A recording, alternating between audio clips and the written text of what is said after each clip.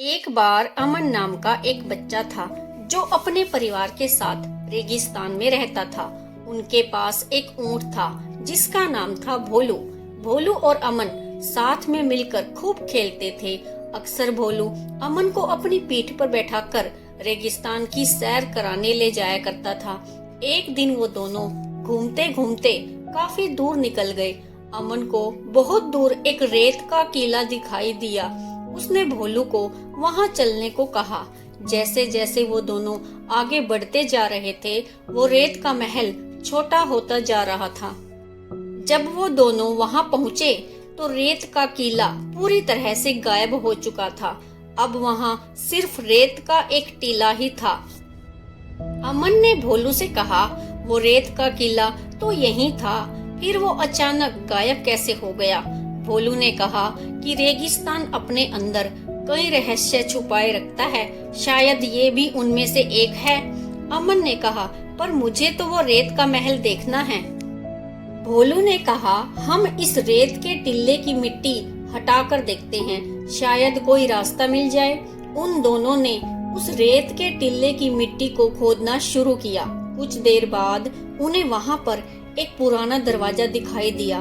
भोलू ने कहा, मुझे नहीं लगता कि हमें अंदर जाना चाहिए, लेकिन अमन की जिद के कारण दोनों उस दरवाजे से अंदर चले गए। अंदर का नजारा बिल्कुल हैरान कर देने वाला था। अंदर एक भरा पूरा सी शेल किंगडम था। चारों ओर मोतियों के ढेर थे, जिन पर कुछ केकड़े सुरक्षा के लिए खड़े थे। जैसे ही वो दोनों आगे बढ़े तो उन्हें एक आवाज सुनाई दी, आपका हमारे सी शेल किंगडम में स्वागत है। भोलू और अमन ने देखा, अंदर एक राजकुमारी खड़ी थी जो इंद्रधनुषीय रंग का मुकुट पहने हुई थी। अमन ने पूछा, आप कौन हैं? उस राजकुमारी ने कहा, मैं इस सी शेल किंगडम की महारानी हूँ।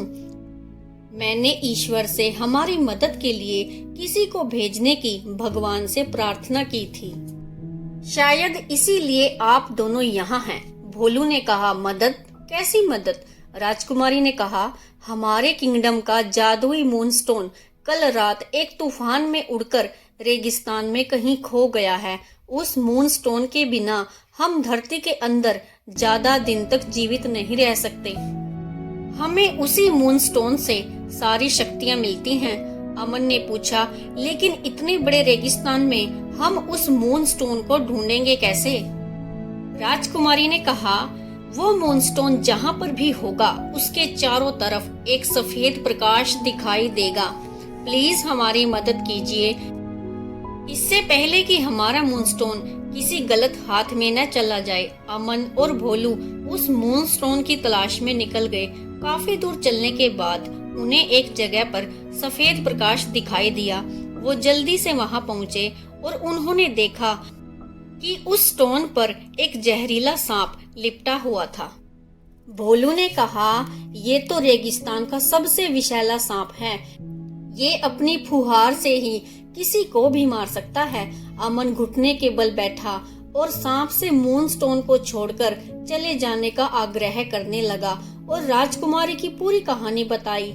अमन की बात सुनकर वो विषैला सांप चुपचाप से वहां से चला गया। अमन और भोलू उस मूनस्टोन को लेकर वापस राजकुमारी के पास पहुँचे। मूनस्टोन को सुरक्षित देखकर राजकुमारी ने उन दोनों को धन्यवाद किया और कहा, आज से आप दोनों इस सी शेल किंगडम के सच्चे मित्र बन गए हो। आप जब भी चाहो यहाँ आकर हमसे मिल सकते हो। अमन और भोलू वापस अपने घर की तरफ रवाना हुए और अक्सर राजकुमारी से मिलने सी शेल किंगडम में जाया करते थे। Thanks for watching.